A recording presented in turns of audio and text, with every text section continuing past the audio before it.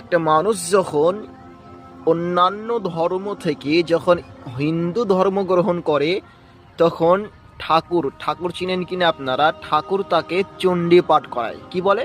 ইয়া দেবী সর্বভূত নমস্তিত, বহুরূপে নমস্তিত, সংহতিতা নমস্তিত, নমস্তে সেই নমস্তিত নমঃ। এটা হলো চণ্ডী। যখন অন্যান্য ধর্মের মানুষ হিন্দু ধর্ম গ্রহণ করে, তখন ঠাকুর এই চণ্ডীটি পাঠ করায়। ঠিক অনুরূপভাবে যখন কোনো মানুষ হিন্দু ধর্ম, খ্রিস্টান, নাসরানি অন্যান্য ধর্ম থেকে ইসলাম ধর্ম গ্রহণ করে, তখন তাকে কালেমা শাহাদাত পাঠ করানো হয়। কি বলে? আশহাদু আল্লা ইলাহা ইল্লাল্লাহ ওয়া আশহাদু আন্না মুহাম্মাদান আবদুহু ওয়া রাসূলুহু। আমি সাক্ষ্য দিচ্ছি যে আল্লাহ ছাড়া সত্য কোনো উপাস্য নেই, এবং আমি আরও সাক্ষ্য দিচ্ছি যে মুহাম্মদ সাল্লাল্লাহু আলাইহি ওয়াসাল্লাম তার প্রিয়তর রাসূল ও তার বান্দা। এই কালিমাটি পাঠ করানো হয়। আচ্ছা, ঠিক আছে, আপনি যখন ইসলাম ধর্ম গ্রহণ করলেন, ইসলাম ধর্ম যখন কবুল করলেন, তার মানে আল্লাহ তার রাসূল যাই বলবে আপনাকে নির্দ্বিধায়, কোনো মতভেদ না করে, কোনো দ্বিধাভিদ না করে আপনাকে মান্য করা লাগবে।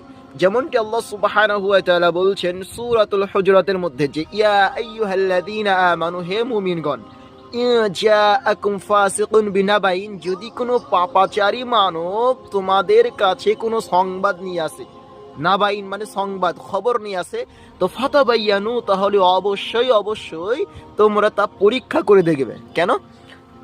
তুসিবু কওমান বিজাহালাতিন, যাতে অজ্ঞতাবশত কোনো সম্প্রদায়ের ক্ষতির সাধনে প্রবৃত্তি না হয়ে পড়ো। ফাতুসবিহু আলা মা ফাআলতুম নাদিবিন, এবং যেন পরে তোমাদের নিজেদের কৃতকর্মের জন্য তোমাদের নিজেদেরকেই অনুতপ্ত না হতে হয়।